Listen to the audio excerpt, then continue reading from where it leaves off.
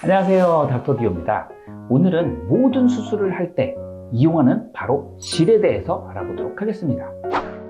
자, 우리가 수술을 할 때 절개를 하고 봉합하거나 아니면 코를 올릴 때 연구를 고정하거나 아니면 코를 봉합하고 나서 연구 조직을 이어주거나 아니면 도형물을 고정해주거나 아니면 눈꺼풀 피부와 눈꺼풀 판을 연결할 때 혹은 퇴임 수술을 할 때 또 뭐가 있을까요? 입술 수술을 해서 확대를 해줄 때 또 가슴 확대 수술을 하고 절개부를 봉합할 때 또 연구 조직을 좀 이렇게 좀 잡아줄 때 이런 때 뭐든지 이용하는 것은 바로 수술용 실입니다.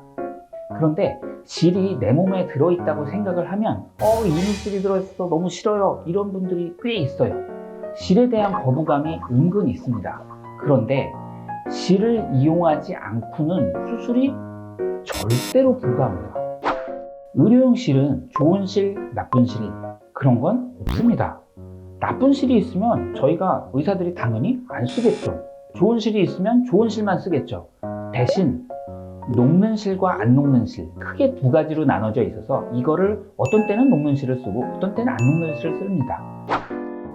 먼저 녹는 실의 경우는 대표적으로 크로믹이라는 실, 바이클이라는 실, PDS라는 실 등이 있는데 이 실들은 보통 안쪽 조직들을 봉합할 때 써줍니다. 녹는 실은 보통 녹는다, 결국 녹아지는 실이기 때문에 바로 막 갑자기 마법처럼 있다가 휘황 없어지고 이런 실이 아니고 보통 한 3달에서 6개월, 길게는 한 1년 정도, 어쨌든 그렇게 시간이 가면 저절로 삭아서 없어지는 실이에요. 예를 들면은 안에가 절개돼서 이렇게 깊게까지 됐어요. 수술을 해서 깊게 절개가 됐을 수도 있고 아니면 상처가 나서 안에까지 깊게 됐을 때 겉에만 봉합한다고 해도 안쪽이 열려 있으면 안 되기 때문에 안쪽을 근육층이면 근육층, 또 피하 조직층이면 피하 조직층을 봉합을 해줘야지 피부도 잘 붙어지고 그렇게 해야지만이 흉터가 덜 남기 때문에 안쪽을 봉합을 먼저 해주는데요. 그렇게 할 때 이용하는 것이 바로 녹는 실입니다. 자, 이에 반해 안 녹는 실의 경우는 나일론이라든지 실크라든지 이런 실들이 있습니다. 자, 안 녹는 실의 경우는 안 녹는 실? 왠지 녹지 않으니까 나쁘고 안 좋은 실 같지만 사실은 정말 좋고 많이 사용하는 실 중에 하나입니다. 보통은 겉에 보는 봉합을 하기 위해서 이용하는 실들인데요.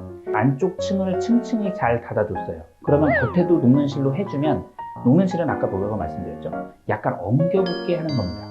근데 피부를 엉겨붙게 해주면 흉터가 많이 생길 수 있습니다. 그래서 겉에 봉합을 하는 경우에는 이 엉겨붙는 녹는 실을 사용하지 않습니다. 대부분 나일론이라든지 실크라든지 이런 안 녹는 실을 사용해서 깔끔하게 잘 붙게 해주고 어느 정도 시기가 돼서 피부가 잘 붙어지면 이 실을 바로 제거해서 바로 없애주는 거예요. 왜냐하면 실도 나일론이건 아니면 녹는 실이건 그게 피부에 오래 있게 되면 그 자국조차도 피부에 흉터처럼 남기 때문에 실은 겉에 있는 실을 없애줄 수 있는 것이 가장 흉터도 적게 남고 가장 좋기 때문입니다. 그런데 간혹 불의의 사고로 손가락이 절단되거나 그랬을 경우에는 혈관을 이어줄 때 안 녹는 실을 이용하기도 합니다. 10번 나일론이라는 정말 머리카락보다도 얇은 의료용 현미경으로 이어줄 때 쓰는 실을 사용할 때도 있고, 또 우리 몸의 장기라든지 이런 거를 할 때 금방 녹아 없어지지 않고 안정적으로 탄탄하게 해줘야 될 때는 안쪽 조직이라도 안 녹는 실로 이용을 해서 의사의 판단하에 봉합을 하기도 합니다. 자, 오늘은 녹는 실, 안 녹는 실, 또 의료용 실에 대해서 알아봤는데요.